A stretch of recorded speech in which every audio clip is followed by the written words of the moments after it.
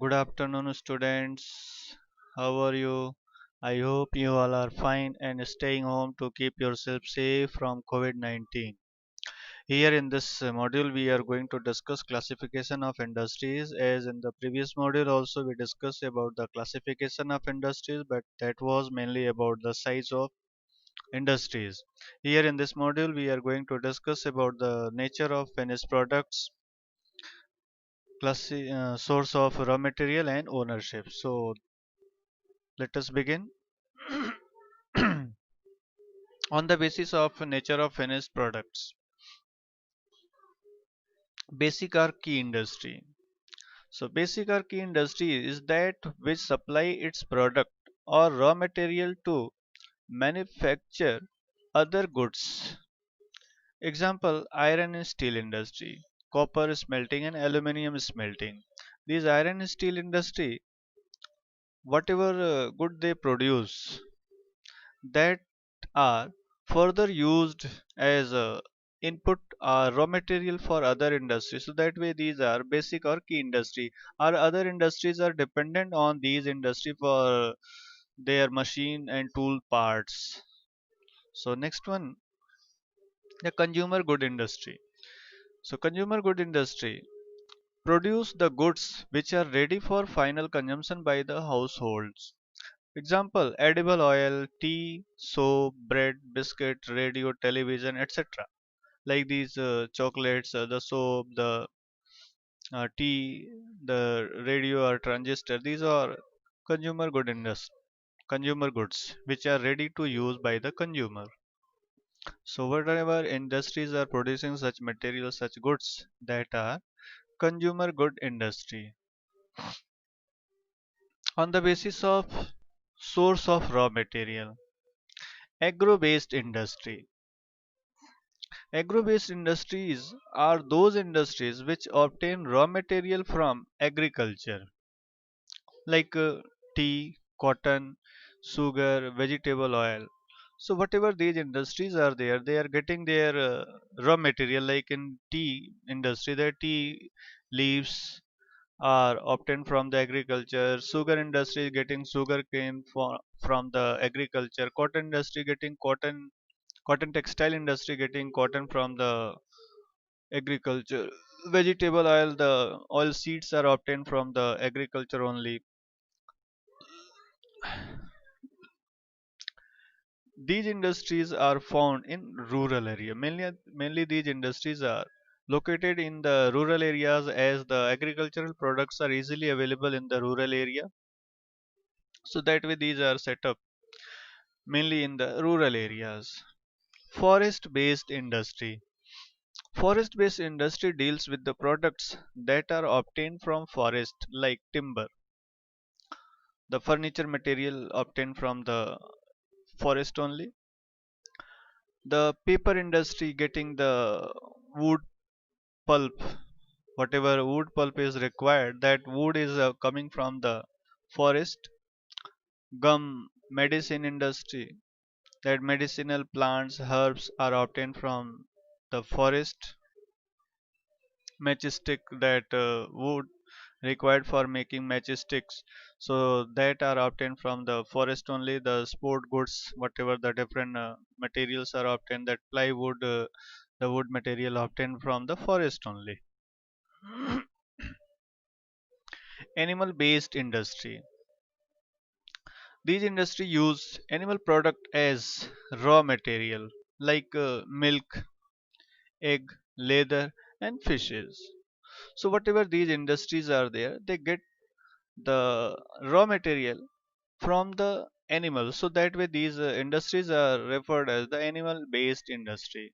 Mineral based industry, these industries are dependent on minerals, as these minerals are like iron, copper, petroleum, cement, whatever cement components are there, that uh, clay, alumina, silica, gypsum, all these are coming from the minerals only. So that way these all industries are mineral based industry, as their raw material from for example iron, steel, copper smelting, petrochemical, cement, all these are coming from the minerals.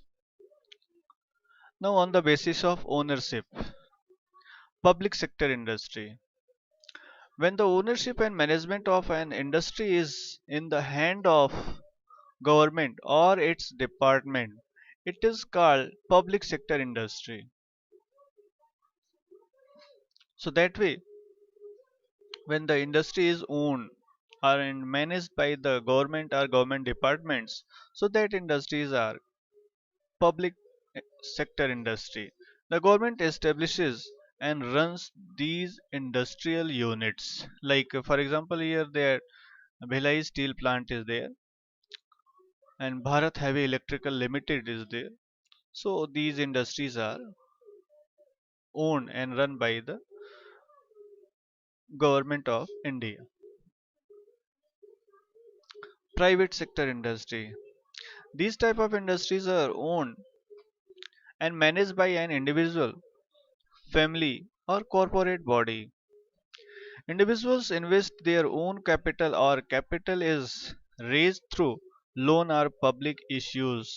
Like they may invest their own money, own capital, or they may borrow from the public or from the bank to establish these industries and they manage them as a private enterprise. For example, the Tata Iron and Steel Industry, Reliance Industries Limited.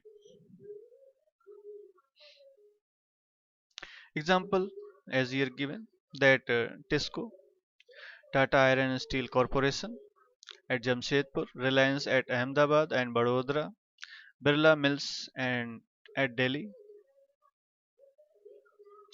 Joint sector industry. It is owned and managed jointly by the government and private sector.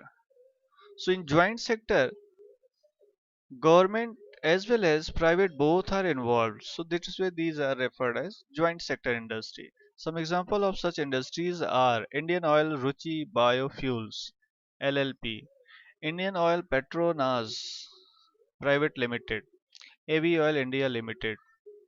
Here example is there too. Cooperative sector industry. It is owned and managed by group of people belonging to a cooperative society. Like Amul Cooperative example is there, a very popular name of the edible goods related to the milk. Amul of Gujarat, Lijjat Papad of Maharashtra. This Lijjat Papad of Maharashtra is a women cooperative. Are some example of such cooperatives. A special trend is seen nowadays that these days several multinational companies like Pepsi, Coca-Cola, etc. are setting their operations in India. They bring large foreign investment in terms of money, better technology, and produce standard quality products as they have good experience of producing these things in their own country at low cost and thus generate a large competition in the local domestic market and can become a threat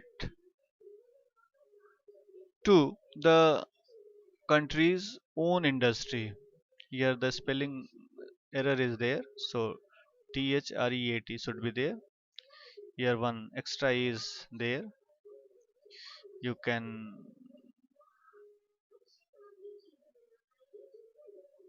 omit it.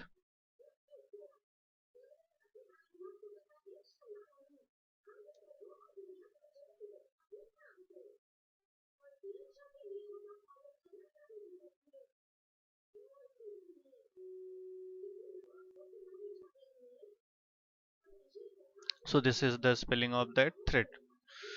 So this way, these industries are presenting or producing a tough competition with the country's own existing companies. So that way, the home producers are facing a lot of competition with these multinational companies and may suffer a lot because of this competition, because they may not be at par, they may not be at enough to compete with these companies. So their demand in the market may decrease and they may not continue that production activity. So this way the government should protect such home industries from these multinational companies, so that the home industry can flourish, and in future the dependency on these multinational companies can be reduced. Thank you, students. For other topics, we'll meet in the next module. Thank you. Have a nice day. Till then, enjoy that.